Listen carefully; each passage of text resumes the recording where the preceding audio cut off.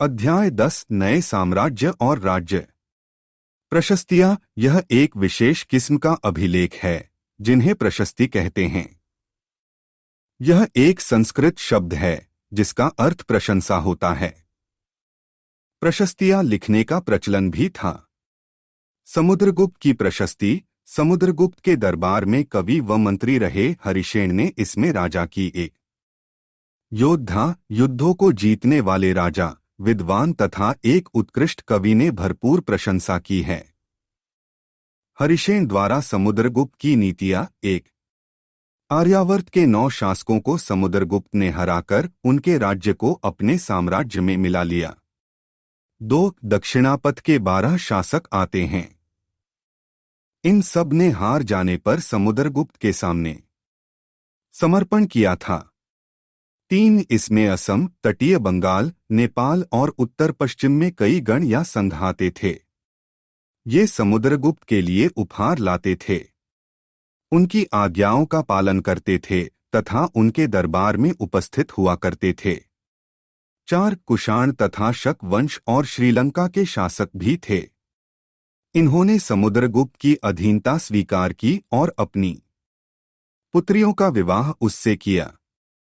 विक्रम संवत 58 ईसा पूर्व में प्रारंभ होने वाले विक्रम संवत को गुप्त राजा चंद्रगुप्त द्वितीय के नाम से जोड़ा जाता है। ऐसा कहा जाता है कि उन्होंने शकों पर विजय के प्रतीक के रूप में इस संवत की स्थापना की तथा विक्रमादित्य की उपाधि धारण की थी। वंशावलियां अधिकांश प्रशस्तियां शासकों के पूर्वजों के बारे में भी बताती है। उनकी मां कुमार देवी लिच्छवी गण की थी और पिता चंद्रगुप्त गुप्त वंश के पहले शासक थे जिन्होंने महाराजाधिराज जैसी बड़ी उपाधि धारण की। समुद्रगुप्त ने भी यह उपाधि धारण की। हर्षवर्धन तथा हर्षचरित 1400 साल पहले हर्षवर्धन ने शासन किया। उनके दरबारी कवि बाणभट्ट ने संस्कृत में उनकी जीवनी हर्षचरित लिखी है। इसमें हर्षवर्धन की वंशावली देते हुए उनके राजा बनने तक का वर्णन है। चीनी यात्री ह्वेन त्सांग हर्ष के दरबार में रहे। उन्होंने वहां जो कुछ देखा उसका विस्तृत विवरण दिया है। थानेसर के राजा बने मगध और बंगाल को जीतकर उन्हें पूर्व में भी सफलता मिला थी। दक्कन की ओर बढ़ने की कोशिश की तब चालुक्य नरेश पुलकेशिन द्वितीय ने उन्हें रोक दिया। पुलकेशिन द्वितीय की प्रशस्तियां। इस काल में पल्लव और चालुक्य दक्षिण भारत के सबसे महत्वपूर्ण राजवंश थे। पल्लवों का राज्य राजधानी कांचीपुरम के आसपास के क्षेत्रों से लेकर कावेरी नदी के डेल्टा तक फैला था, जबकि चालुक्यों का राज्य कृष्णा और तुंगभद्रा नदियों के बीच स्थित था। चालुक्यों की राजधानी ऐहोल थी। यह एक प्रमुख व्यापारिक केंद्र था। धीरे धीरे यह एक धार्मिक केंद्र भी बन गया जहां कई मंदिर थे। पल्लव और चालुक्य एक दूसरे की सीमाओं का अतिक्रमण करते थे। पुलकेशिन द्वितीय सबसे प्रसिद्ध चालुक्य राजा थे।